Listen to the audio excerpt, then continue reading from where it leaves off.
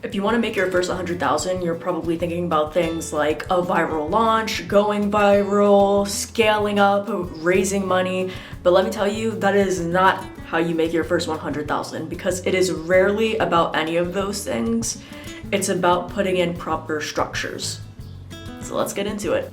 You need to stop thinking in big idea terms. The whole idea of this business is that it needs to be simple. Your business doesn't need to be brilliant. You don't gotta be acting like Steve Jobs, but your business does need to be useful. Your first 100,000 will come from solving one clear problem for a very specific, clear group of people. Businesses don't get paid for creativity, thinking innovative ideas, all that. They get paid for being useful. Skill first, scale later. Prove your revenue in small increments. It's very easy and very overwhelming to think, oh my gosh, I gotta make 100,000, like I'm gonna sell 100,000 off the bat. No. Before a business can make 100,000, it needs to make 10,000. It needs to make 1,000. You need to make $10. Like, you gotta start basic. Learn how to compartmentalize and break things into chunks. If your business cannot consistently generate smaller amounts of revenue over time, it is not ready for large amounts of revenue. Revenue consistency precedes revenue scale. Solve expensive problems. The fastest path to 100,000 is not speed or volume, it's value.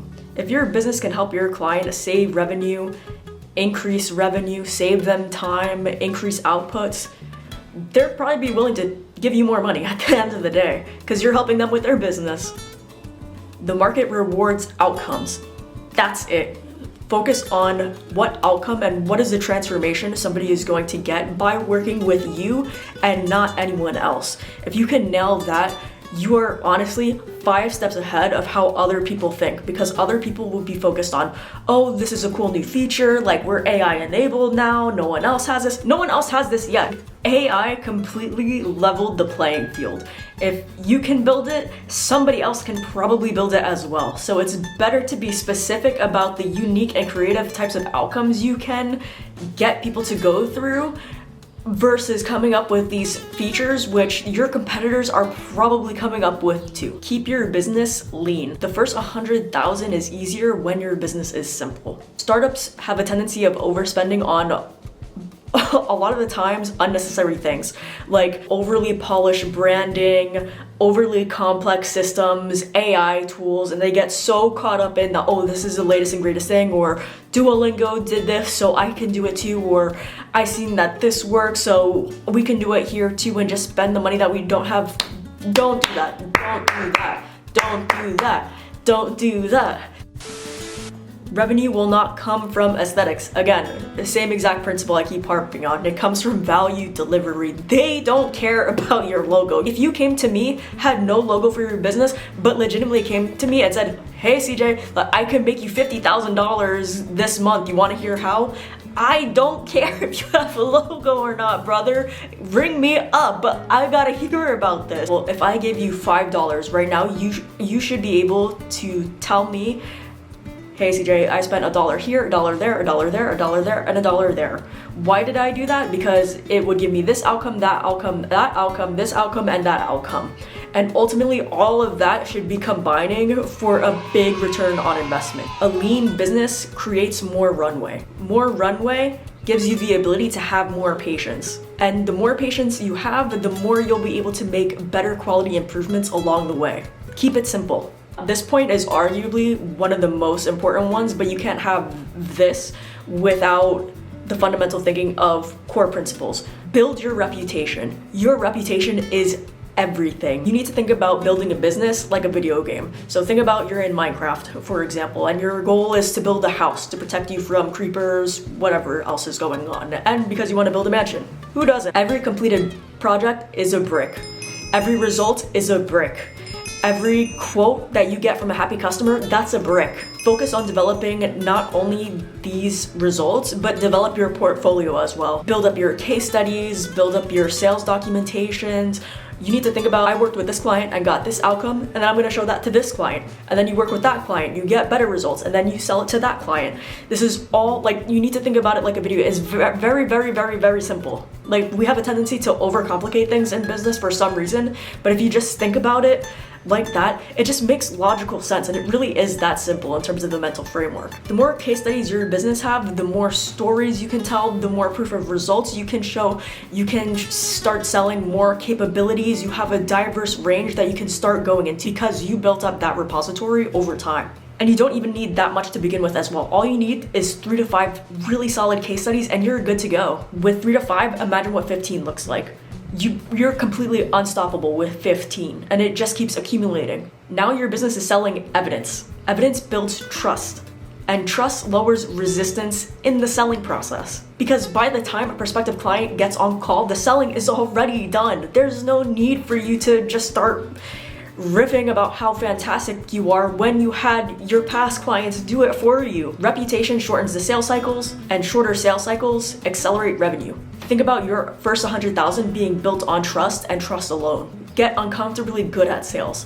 When I tell you it took me years, and when I tell you it still takes me at times a lot to sell something, like I'm 8 years into my business and I still feel like I'm learning sales. This isn't something that comes naturally to me, so if it's not innate to you, this is something that you're going to need to practice. And when I tell you my first few sales calls, I feel like I wish I had them recorded, but I also don't wish I had them recorded because I know for a fact, like voice shaking, not even knowing what I'm talking about, but just having a hard time putting words together.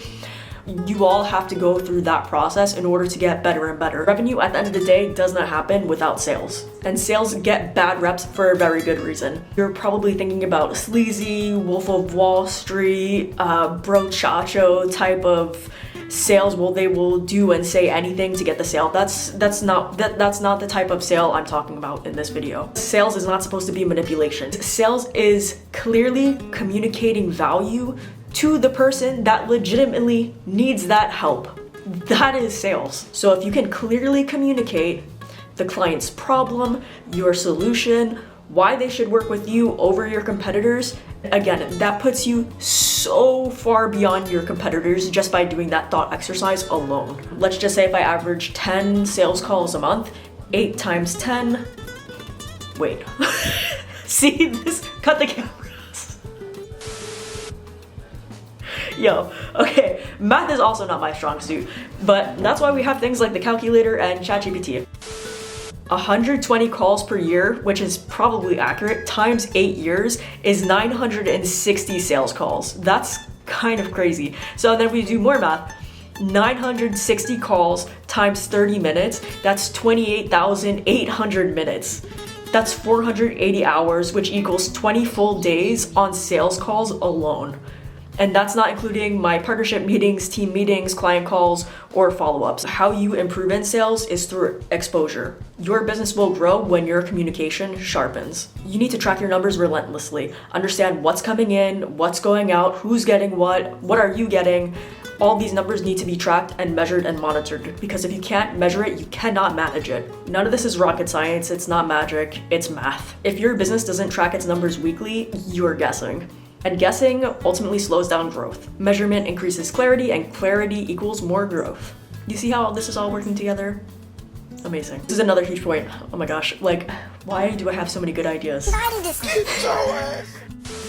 Speak your customer's language, not your language, their language, and you need to go where they are. Where are your clients hanging out? Are they on LinkedIn? Are they on Reddit? Are they on Instagram? Are they on Facebook? You need to understand where these people are hanging out and go to Reddit.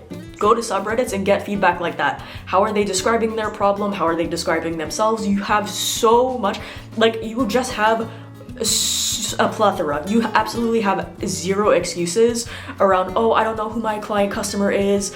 Like, who are they? Girl, go find them. Like, go research. You need to be so locked in on understanding these people more than they understand themselves.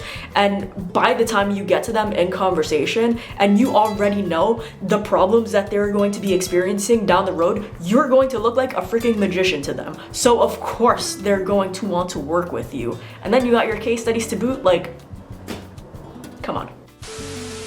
Okay, this is a huge one. This is around expectations, because you need to understand that it's probably going to take longer than you think. Because when you're first starting your business, you're going to have a very steep learning curve, not only as a business owner, but how you operate as a founder outside the business owner as well. You're going to be forced to wear many different hats, and these are going to be a lot of new problems that you have never experienced before. And I will say that there are ways to accelerate the learning process, but at the same time, there's only so much that you have relative consciousness around when it comes to starting a business. So please set your expectations on yourself accordingly, because the last thing that you need to be doing is beating yourself up over not being able to solve a problem that you haven't even had any realm of consciousness around before you ran into this problem. Your first 100,000 in revenue might end up taking 2 to 4 years, which is completely normal. There's no right or wrong, or oh, you have to have it your first 30 days, first 2 years, first 4 years. This is your own journey. This is your company. Like, you're doing this for the very first time with this business, with you as the CEO, and there's no one out there like you. Like, as cheeseball as that sound, like, there are templates and different types of roadmaps, but at the end of the day, this is truly your journey. It's going to take time to build your skills, your reputation, your team. We didn't even talk about team. That's a whole other freaking video. All of these things are factors that need to be taken into your consideration at a very, you just need to be very considerate about your business. If you treat making your first 100,000 as a craft building phase instead of a lottery ticket or something aspirational, your trajectory then becomes sustainable. And things, who would have thunk it, actually become enjoyable. Like, we don't even have to get to the conversation of burnout if you just start thinking about building your business in this way. So that was a lot of advice. Let's wrap this one up. Your first 100,000 is about very fundamental things. Solve real customer problems, operate lean, understand your money coming in and going out, build your proof, wake up at the same time every morning, keep healthy.